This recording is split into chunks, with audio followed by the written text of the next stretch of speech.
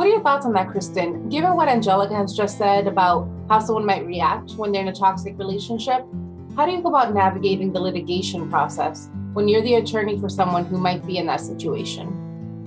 Yeah, I think it's very important to set expectations. If you're litigating and one of the parties is toxic or is trying to sabotage the process, or there's some sort of abusive element, in terms of expectations, sometimes the process can take longer.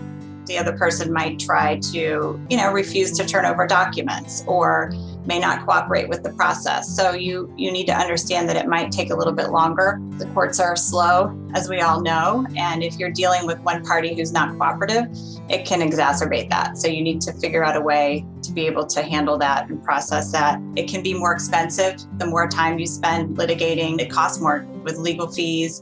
And so you need to weigh that cost, the emotional and the cost of litigating versus whatever the issue is that you're fighting over. And you need to understand that it's harder on children the longer litigation goes on, the more conflict that there is. That takes a toll on children if you're not able to protect the kids from whatever is going on. So it's really important that the kids don't know about what mom or dad did, or what court case is coming up, or if there's a hearing date. You need to shield them from that as much as possible. And especially judges really, really don't like that because it's not good for the kids. So you don't need to involve the children in any kind of communication. Communication should never go through the kids.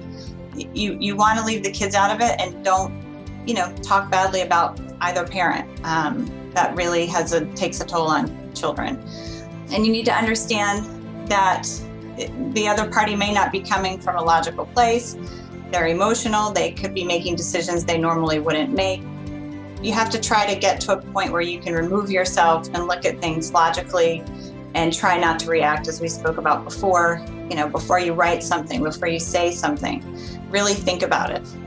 Don't respond to negative or inflammatory text, those kinds of things. So if you can, especially if you're working with a therapist or someone, to get some techniques to just be able to get through it in a way that you can come out the other side and protect your kids as much as possible is really important.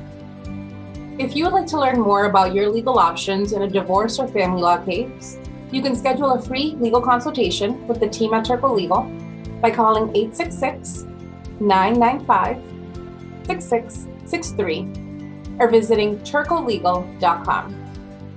Thank you for tuning in.